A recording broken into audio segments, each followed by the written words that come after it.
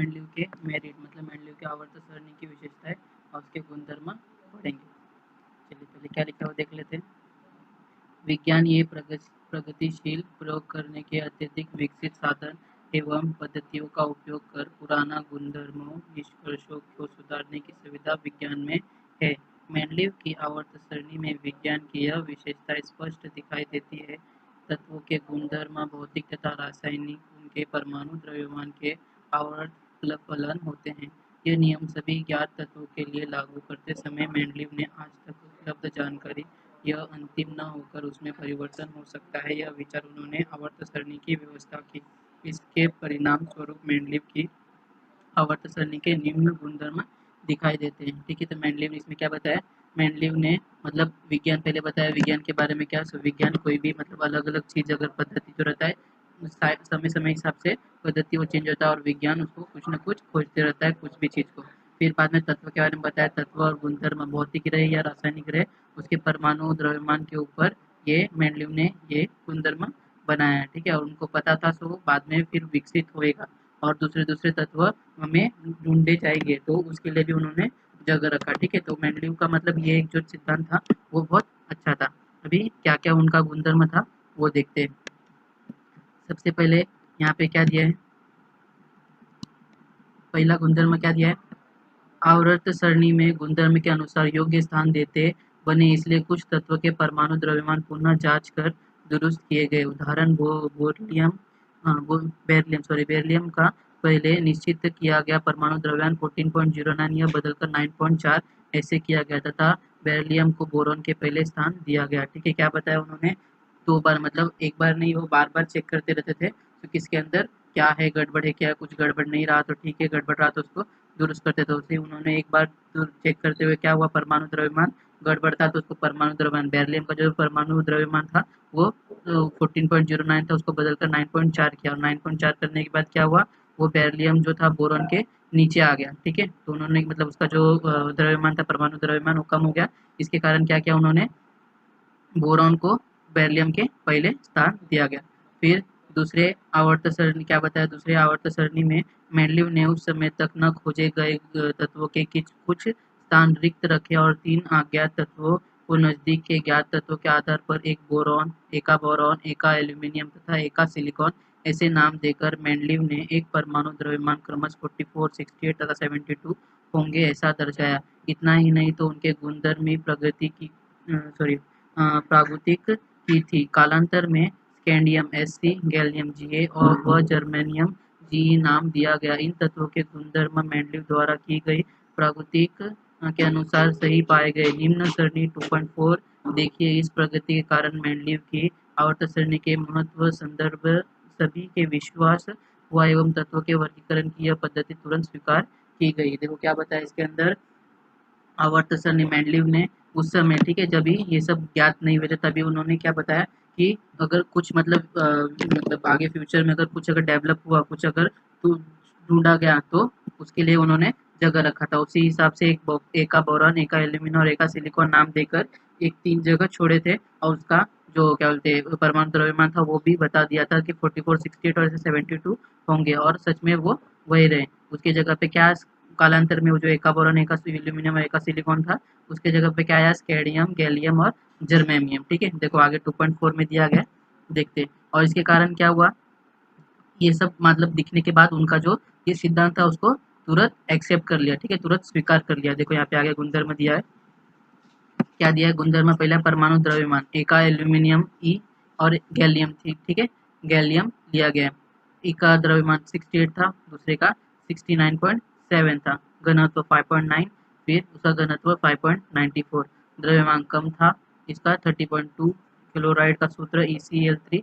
ठीक है, क्लोराइड और ऑक्साइड के सूत्र पे उसने स्टार्टिंग में हम लोगों ने पढ़ा कि क्लोराइड, ऑक्साइड और मतलब क्या बोलते हैं स्थिरांक, ये सब के ऊपर वो डिपेंड करके ये बनाया गया था। ये गुणधर्म से सिलेक्ट करके उन्होंने बनाया गया था। तो क्या पे यहाँ पे क्लोराइड का बताया तो ECl, फिर GaCl। ठीक है, ई का इसलिए ए का एल्यूमिनियम है उसलिए ई लिया है और गैलियम इसलिए Ga लिया, GaCl3, ECl3, फिर E2O3 और Ga2O3 हम लोग ने ऊपर देखा, आर आर ए करके आर R2O3, RO3। ठीक है, RCl3 हम लोग ने देखा, वही यहाँ पे बताया गया। और ऑक्साइड के स्वरूप में क्या बताया, उभयधर्मी ऑक्साइड और उभयधर्मी ऑक्साइड, ठीक है, दोनों उभयधर्मी ऑक्साइड है।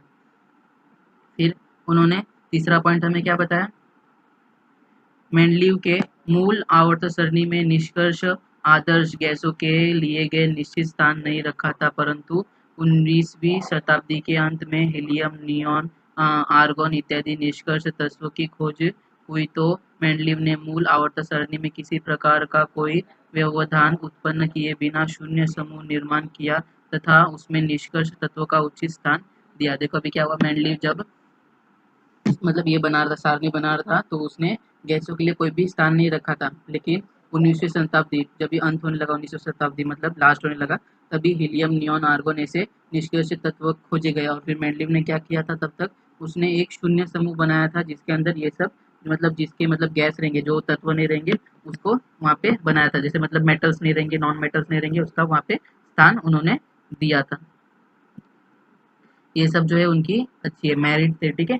अभी उनके अंदर गड़बड़ क्या क्या थी, ठीक है, मेंडलीव की आवर्त सारणी की विषमता है, ठीक है, क्या क्या उनके डीमेरिट्स थे वो देखेंगे। पहला क्या दिया है, कोबाल्ट, CO तथा निकेल Na, इन तत्वों के पूर्णांक में परमाणु द्रव्यमान समान होने के कारण इनके स्थान क्रमांक के विषय में मेंडलीव का आवर्त सरणी में संदिग्ध थी। ये क्या बताया, कोबाल्ट, CO और निकल जो थे, इन तत्वों के पूर्णांक में परमाणु द्रव्यमान समान होने के कारण इनके स्थान क्रमांकों के विषय में मेंडलीव को आवर्त सरणी में संदिग्ध दी। मतलब क्या हुआ, उनका जो ये था द्रव्यमान था वो समान होने के कारण, परमाणु द्रव्यमान के ऊपर डिपेंड बनाया था उन्होंने ये, तो उसका सेम होने के कारण इनके अंदर उनके क्रम जो देने के थे उसके अंदर थोड़ा सा गड़बड़ हुआ। फिर दूसरा क्या बताया पे दूसरे पॉइंट में, मेंडलीव आवर्त सरणी प्रतिपादन करने के बहुत समय के बाद समस्थानिकों की खोज हुई। समस्थानिकों के रासायनिक गुणधर्म समान तो परंतु द्रव्यमान भिन्न होने के कारण उन्हें मेंडलीव की आवर्त सरणी के स्थान किसी तरह दिए जाए, ये एक बड़ी चुनौती बन गई, ठीक है। अभी क्या हुआ था, पहले मेंडलीव जो थे उनके ये जो आवर्त सरणी थी उसको एक्सेप्ट कर लिया था, ठीक है, तुरंत सिलेक्ट कर लिया था।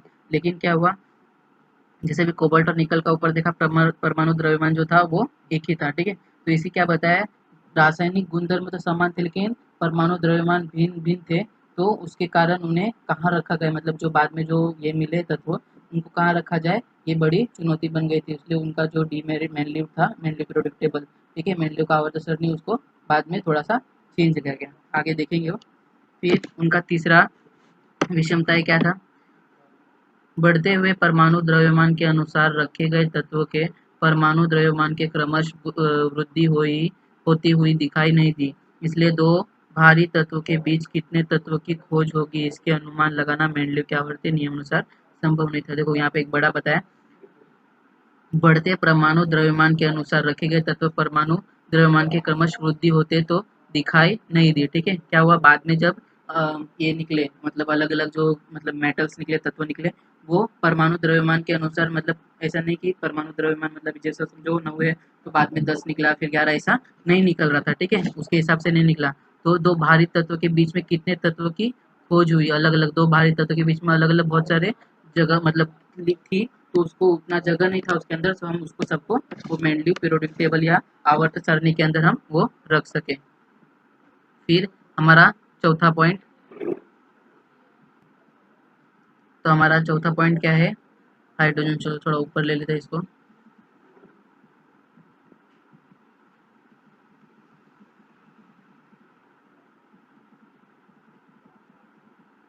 तो क्या दिया, हाइड्रोजन का स्थान, हाइड्रोजन यह हैलोजन के समूह 7 के साथ समानता दर्शाता है। जैसे हाइड्रोजन का अणुसूत्र H2 तो फ्लोरीन का और क्लोरीन का अणुसूत्र क्रमश F2Cl2 इस प्रकार है।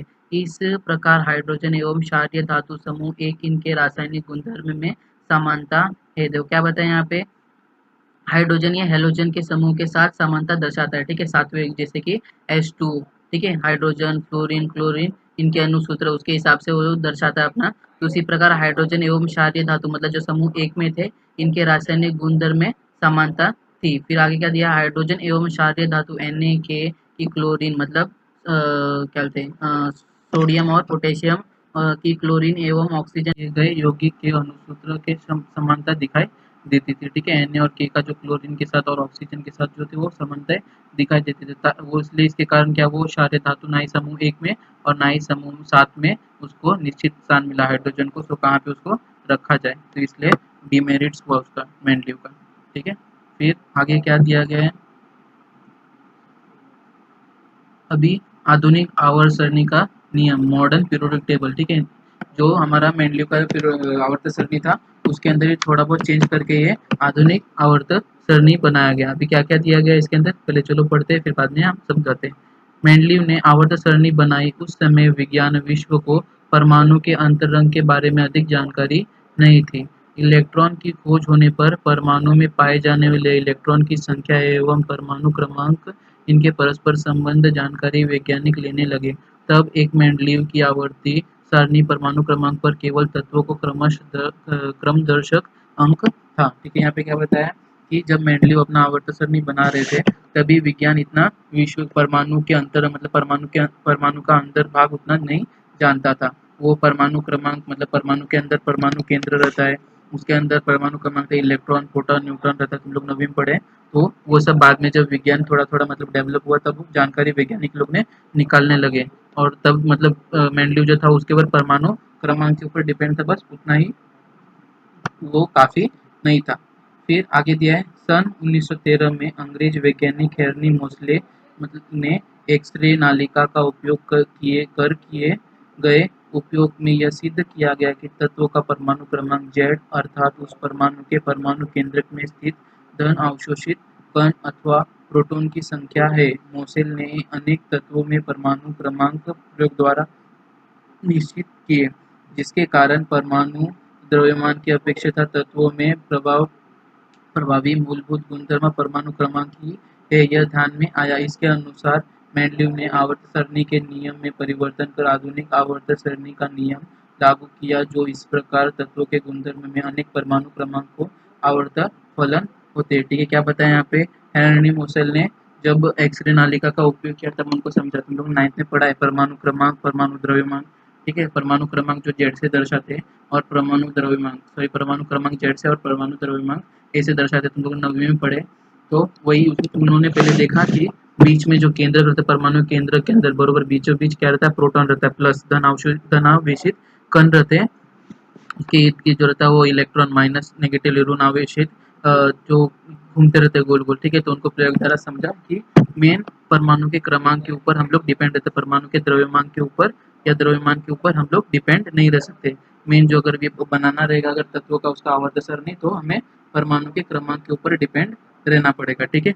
तो उन्होंने लास्ट में क्या बताया, तत्वों के गुणधर्म में अनेक परमाणु क्रमांक का आवर्त फलन होता है, ठीक है। परमाणु क्रमांक के ऊपर जो आवर्त सरणी बनाया वो डिपेंड परमाणु के क्रमांक के ऊपर ही बनाया गया। आगे फिर आगे क्या दिया गया है, modern periodic table, okay, long form of periodic table, आधुनिक आवर्त सरणी एवं आवर्त सरणी की दीर्घ स्वरूप, मतलब कितने मतलब कितना बड़ा था मॉडर्न पीरियोडिक टेबल, आधुनिक आवर्त सरणी और कितने टाइम तक चला वो सब इसके अंदर बताया गया, ठीक है। अभी भी वही आधुनिक आवर्त सरणी ही चल रहा है। क्या बताया यहाँ पे, तत्वों को उनके परमाणु क्रमांक के आरोही क्रम में व्यवस्थित करने पर तत्वों को जो वर्गीकरण प्राप्त होते हैं उसे आधुनिक आवर्त सरणी कहते हैं। परमाणु क्रमांक के आधार मानकर तैयार हुई आधुनिक आवर्त सरणी के कारण तत्वों के गुणधर्म के विषय में जानकारी अधिक अचूक हुई है। आधुनिक आवर्त सरणी को आवर्त सरणी की दीर्घ स्वरूप ऐसा भी कहते हैं। क्या बताएं यहाँ पे, तत्वों के तत्वों को उनके परमाणु क्रमांक आरोही क्रमांक व्यवस्थित करने तत्वों के वर्गीकरण प्राप्त होते हैं, ठीक है। जैसे मतलब परमाणु क्रमांक जो था तत्व का उसके हिसाब से अगर उसको जगह मिला वही उसको कहते हैं आधुनिक आवर्त सरणी, और परमाणु क्रमांक को ही मानकर मतलब उसको ही इम्पोर्टेंस देके या आधुनिक आवर्त सरणी को बनाया गया और उसके हिसाब से उसको बरोबर रखा गया और वही दीर्घकाल तक मतलब अभी तक ऐसा चल रहा है। आगे क्या दिया है देखिए, सारणी क्रमश 2.7, ठीक है। पहले एक बार देख लो फिर हम लोग वापस स्टार्ट करते हैं। ऊपर का 2.7 नीचे है, यहाँ पे बहुत जगह 2.7 है, तुम लोगों ने देखा ही रहेगा एक बार बुक में, तो भी एक बार दिखा देता, देखो 2.7 इस हिसाब से चार खंड बनाए थे, S P D S P D F, ठीक है। ये एस ऊपर है, फिर पी है, फिर डी है, फिर एफ है, ठीक है। इसकी जानकारी पढ़ेंगे, जब तक पहले वापस ऊपर चलते हैं, वो देख के एक बार स्टार्ट करेंगे। ये लेसन इम्पोर्टेंट है, अगर आगे मतलब साइंस लोगे तो, और ये भी इम्पोर्टेंट, इसमें से भी बहुत क्वेश्चन बनते हैं एग्जाम में 10वीं में, इसलिए तो इसको ध्यान से पढ़ना। देखिए आगे क्या था यहाँ पे, 2.7 आधुनिक सारणी में तत्वों को अनेक परमाणु क्रमांक जेड के अनुसार रखा गया है।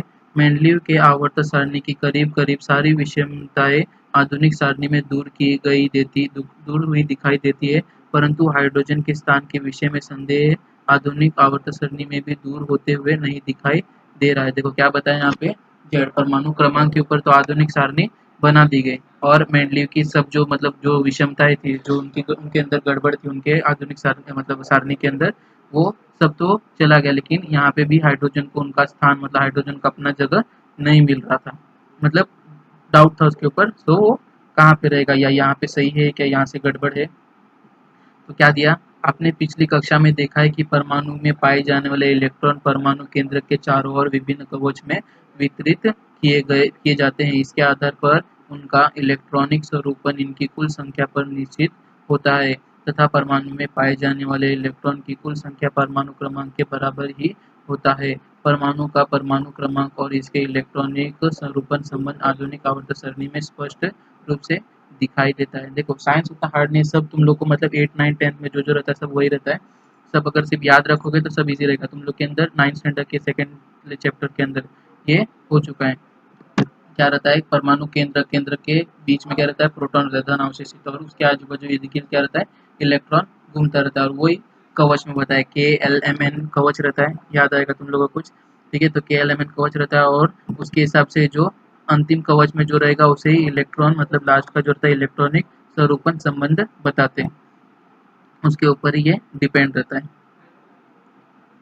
आगे क्या दिया है, आधुनिक आवर्त सारणी की रचना, ठीक है, उसकी रचना कैसे की गई वो देखेंगे। जैसे अभी पहले ड्रॉबिनर ने क्या दिया, त्रिक दिया, ठीक है, ट्राइड दिया हमें, फिर मेंडलीव ने क्या दिया, ऑक्टेव दिया, और इसने क्या होते हैं, सॉरी मेंडलीव ने नहीं, ड्रॉबिनर ट्राइड और न्यूलैंड ने ऑक्टेव दिए थे, ठीक है। न्यूलैंड ने हमें अष्टक दिया, ड्रॉबिनर ने त्रिक दिया, और बाद में इन्होंने सात ये बनाए थे।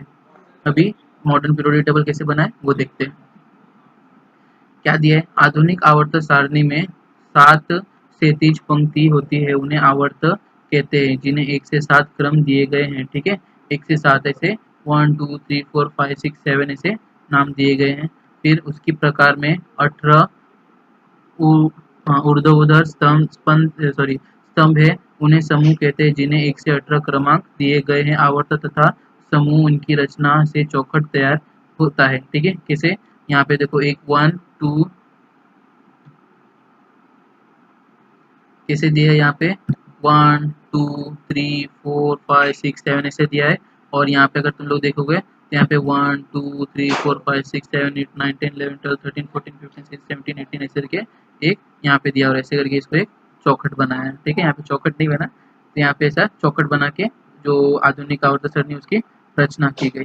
फिर उसके बाद क्या दिया है, आवर्त तथा समूह इनकी रचना से चौखट तैयार होते हैं। इन चौखटों में ऊपर की ओर से क्रमश परमाणु क्रमांक दर्शाया गया है। प्रत्येक चौखट यह एक तत्व का स्थान है, ठीक है। जैसे अभी ऊपर दिया था, हम लोग ने क्या किया था, एक चौखट के अंदर दो दो तत्व रखे थे, लेकिन इसके अंदर ऐसा नहीं है, एक चौखट के अंदर एक ही तत्व रखा गया है, ठीक है। और वो जो ऊपर से लेकर नीचे तक उसके परमाणु क्रमांक के ऊपर दर्शाया, मतलब पहला बड़ा फिर छोटा फिर छोटा फिर छोटा ऐसे क्रमांक के ऊपर दर्शाया गया है। फिर आगे क्या दिया है, 7 क्षैतिज पंक्ति के अतिरिक्त 2 पंक्ति स्वतंत्र रूप से आवर्त सारणी के अधोभाग में दर्शाई गई है। इन दोनों श्रेणियों के क्रमश लेंथेनाइट श्रेणी तथा एक्टिनाइट श्रेणी कहते हैं। दो श्रेणी के साथ आवर्त सारणी में कुल 118 चौखट है, अर्थात आधुनिक आवर्त सारणी में 118 तत्वों को लिए स्थान है। कुछ समय पहले ही कुछ तत्वों की खोज प्रयोगशाला में होने के कारण अब यह आवर्त सारणी पूर्ण हो गई तथा सभी 118 तत्वों की खोज हो चुकी है।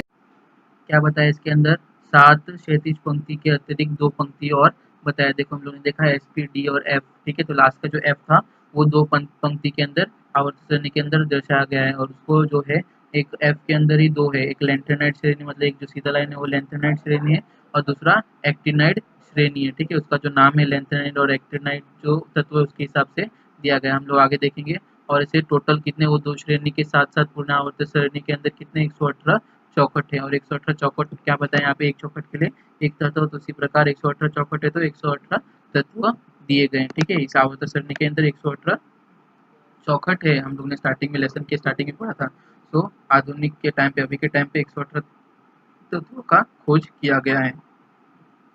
फिर आगे क्या दिया है, संपूर्ण आवर्त सरणी को ऐसे खंड एस खंड, पी खंड, डी खंड तथा एफ खंड इस प्रकार 4 खंडों में वर्गीकृत किया गया है। एस खंड समूह 1 तथा समूह 2 से बना है, समूह 13 से समूह 18 यह पी खंड में समाविष्ट है, समूह 3 में से समूह 12 तक ये डी खंड में दो आवर्त सरणी के दो भाग में स्थित दो श्रेणी लेंथेनाइड तथा एक्टिनाइड श्रेणी एफ खंड में समाविष्ट है। ठीक है, जैसे बताया हम लोग नीचे देखे एस खंड और पी खंड और डी खंड और एफ खंड ऐसे 4 भाग में डिवाइड किया है। लेकिन एस खंड में क्या क्या आता है, एक तथा बी दो समूह। ठीक है, 18 ऊपर देखा हम लोग ने 1 से लेकर 18 तक टोटल है, तो 1 से लेकर 2 1 और 2 जो है वो एस खंड में आता है और 13 से लेकर 18 जगह मतलब 1 से 2 और लास्ट के 13 से 18 है वो पी खंड में आता है और बीच के जो 3 से 12 तक है वो समूह डी खंड में आते हैं। ठीक है, एस पी डी खंड और लास्ट के जो अधोभाग नीचे जो दिया गया है, ठीक है, तो नीचे जो है वो बीच के चीज है। ठीक है, बीच के चीज है उसको नीचे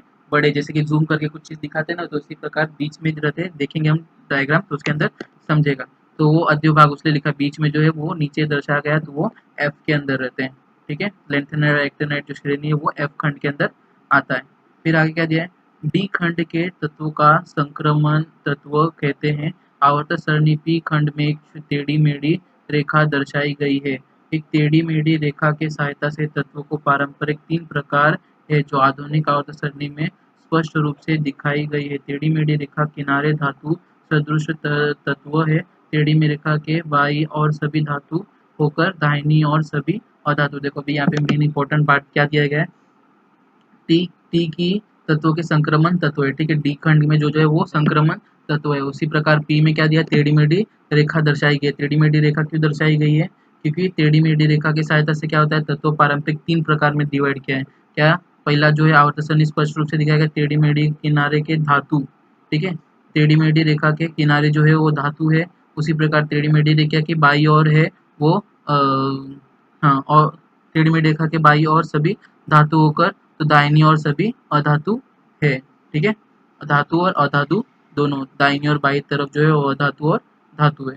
ठीक है, याद रखना ये सब जो ऊपर इंपॉर्टेंट पॉइंट दिए गए।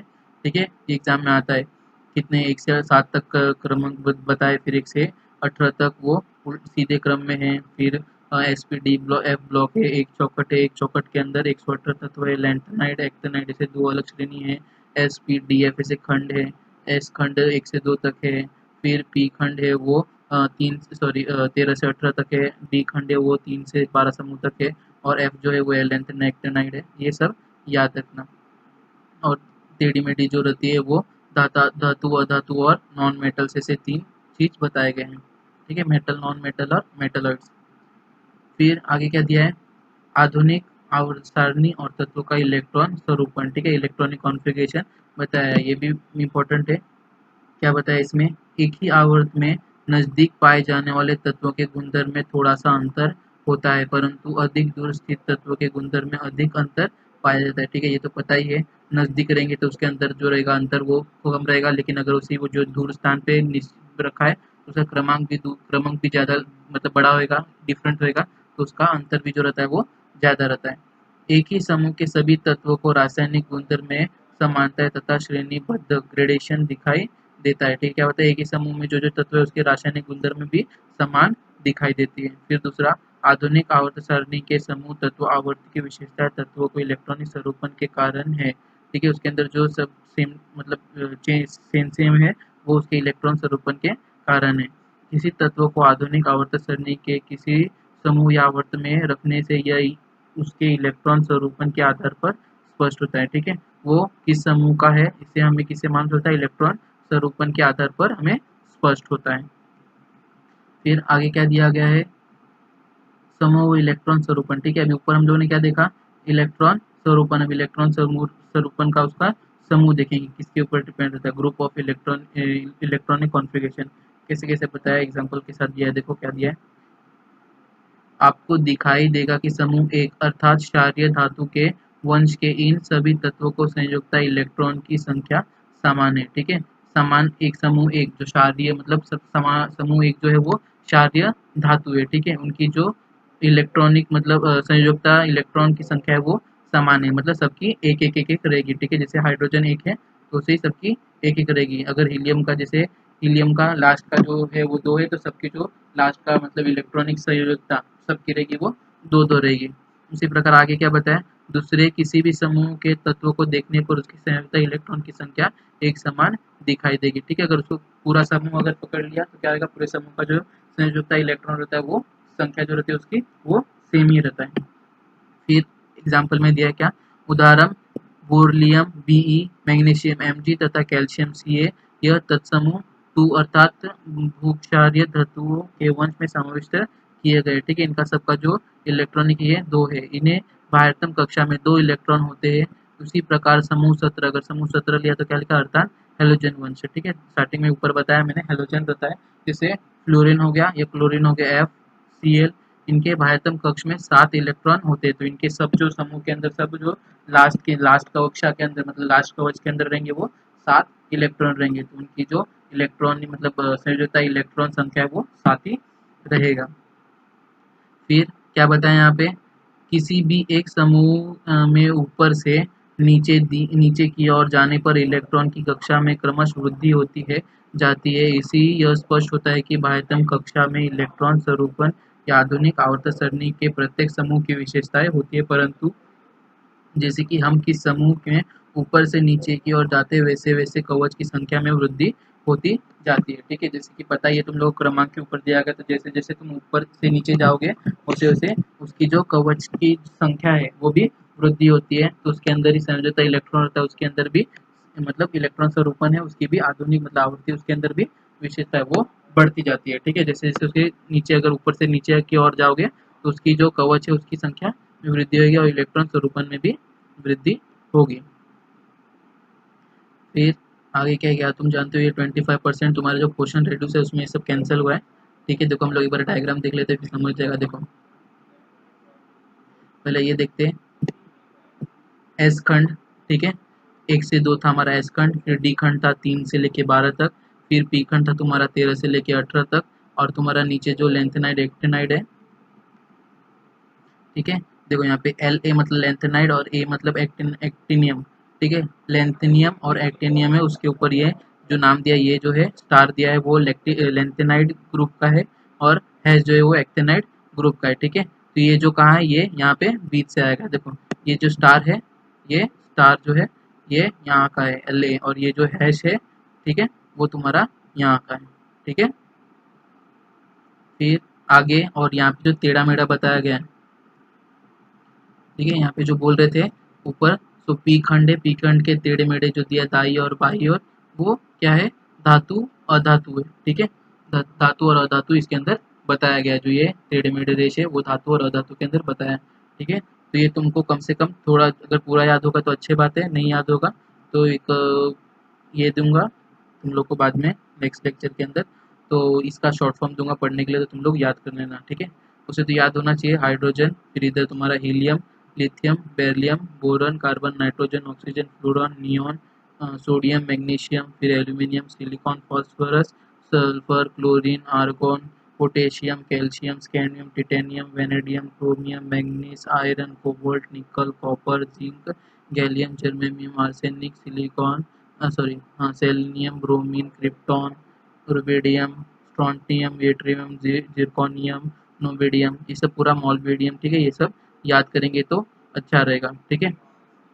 ये एक एक सीधे सीधे याद रखोगे तो भी चलेगा, या एक से लेके डायरेक्ट मतलब 40-50 तक याद करोगे तो भी अच्छा रहेगा। टोटल 118 तत्व है, ठीक है।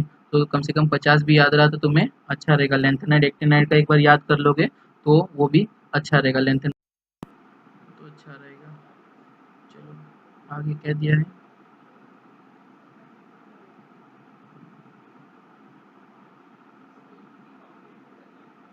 आवर्त और इलेक्ट्रॉन स्वरूपन period of the electronic configuration.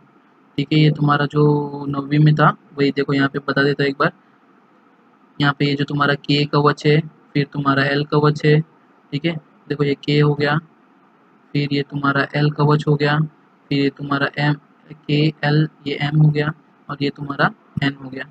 ठीक है, फॉर्मूला याद है क्या रहता है? फॉर्मूला इसका के एल एम एन का क्या रहता है? Two n square. ठीक है, या टू एन वर्ग। एन जो रहता है तुम्हारा कवच रहता है, जैसे कि ये के पहले जगह पे तो तुम्हारा एक के जगह पे, एन की जगह पे वन आ जाएगा, एल की जगह पे क्या आ जाएगा? टू आ जाएगा, एम की जगह पे थ्री, और एन की जगह पे सॉरी हाँ फोर आ जाएगा। ठीक है, तो ये तुम्हारा जो के रहता है, के एल एम एन कवच जो रहता है, के अंदर कितना रहता है? दो रहता है। एल के अंदर कितना रहता है?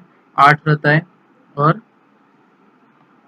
के एल एम के अंदर कितना रहता है? 18 रहता है। ठीक है, और एन के अंदर कितना रहता है? 32 रहता है। ठीक है, ये याद रखना।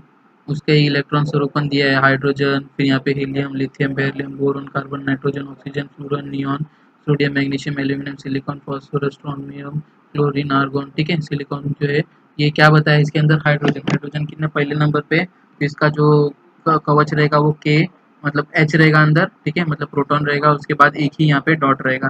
फिर हीलियम, तो यहाँ पे दो डॉट रहेगा। फिर लिथियम जो रहेगा, लिथियम के अंदर अंदर जो के का कवच है वो दो ही है, तो इसलिए यहाँ पे दो ही रहेगा, और बाहर के कवच में एक रहेगा। फिर वहीं बेरिलियम है तो क्या है? चार है, तो उसका अंदर दो रहेगा, बाहर दो रहेगा। उसमें 2,2 लिखा है। बोरॉन जो है उसका 5 है, तो अंदर दो रहेगा, बाहर तीन रहेगा। उसी कार्बन 6 है तो दो, फिर चार।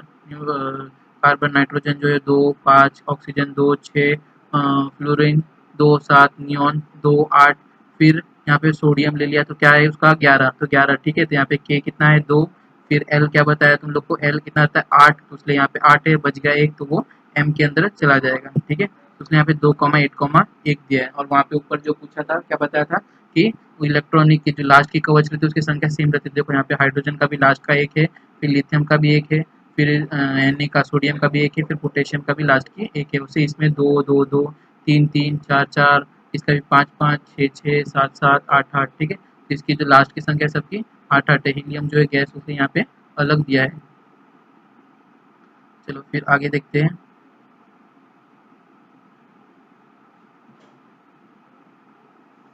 पढ़ लेते हैं इसको क्या दिया है।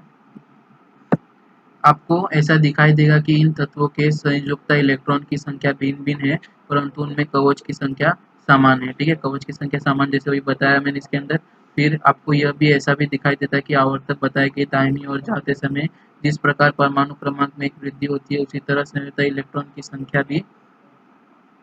में भी वृद्धि होती है। ठीक है, जैसे उसकी आगे बढ़ते जा रहे हैं उसे उसकी इलेक्ट्रॉनिक संयोजकता भी है वो भी बढ़ते जा रहा है, वृद्धि जो होती है वो भी बढ़ जाए, जैसे 2 1, फिर 2 2, 2 3, 2 4।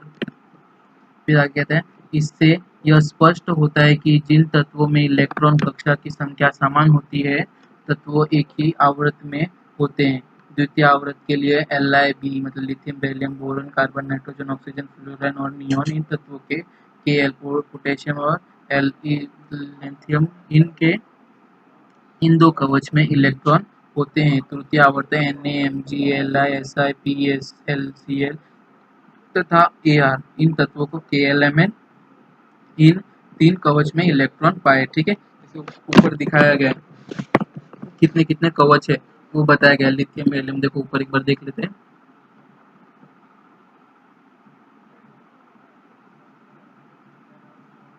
जैसे ये दूसरा लिया था तो दूसरे के अंदर क्या हुआ? दूसरे के अंदर क्या है? ये इसके अंदर के और एल ई कवच है। उसी प्रकार तीसरा अगर लिया तो तीसरे के अंदर क्या है? के एल एम ई कवच है। ठीक है, यहाँ तक देखोगे तो आठ, तीसरा ही पूरा हुआ है, तो के एल एम ई कवच है। जो कवच है वो बड़ा नहीं है। ठीक है, दूसरे के अंदर के एल ई है और तीसरे के अंदर के एल एम ई है, तो वही यहाँ पे बताया गया है। तो लिथियम, बेरिलियम जो ये पहला दूसरा नंबर है उसमें के एल ई है, और तीसरे के अंदर जो है वो के एल एम, ये तीन ही कवच है।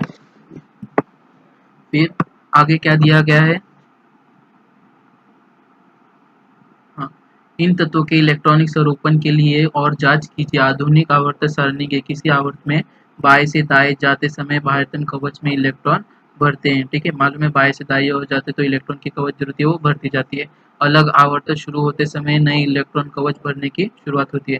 जैसे ही वो नया आवर्त शुरू होता है उसे उनकी जो इलेक्ट्रॉन की कवच है वो भी नया भरना स्टार्ट होता है। जैसे ऊपर देखा तो लिथियम बेरिलियम इसके अंदर 2 ही कवच रहते हैं एल तक, फिर जैसे ही वो दूसरे एन के अंदर आते हैं उसे उसकी तीसरी कवच भरना स्टार्ट होती है।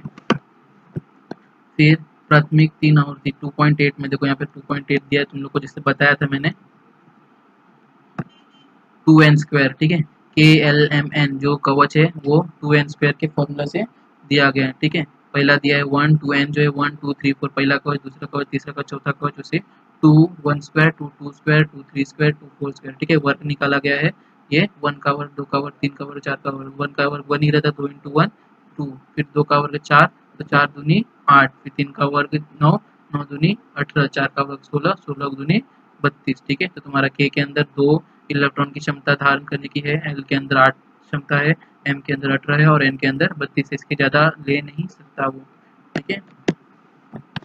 फिर आगे क्या दिया, कवच के इलेक्ट्रॉन धारण क्षमता अनुसार पहले आवर्त में 2 तत्व है तथा दूसरे आवर्त में 8 तत्व है, इलेक्ट्रॉन अष्टम। इसके अनुसार तीसरे आवर्त में 8 तत्व है और आगे वाले आवर्त में इलेक्ट्रॉन भरने की क्रिया को नियंत्रण करने वाले कुछ घटक है, उनके विचार हम आने वाली आगे कक्षा में करेंगे। तत्वों की रासायनिक अभिक्रियाशील या उनके संयोजकता, इलेक्ट्रॉन की संख्या तथा संयोजकता कवच कौन से है उस पर आधारित होती है, ठीक है। यहाँ पे क्या बताया, जो के है उसका 2 है, एल का है वो 8 है और एम का जो है वो 18 है, लेकिन 18 की जगह पे हम 8 ही लेंगे क्योंकि जब तक वो 18 पूरा नहीं भरता तब तक हम लोग 8 ही लेंगे, ठीक है। तो इसलिए जब तक वो पूरा 18 भरेगा नहीं तब तक हम क्या करेंगे, 2 फिर 8 उसके बाद फिर जो आगे का रहेगा वो एन में हम लेंगे, ठीक है।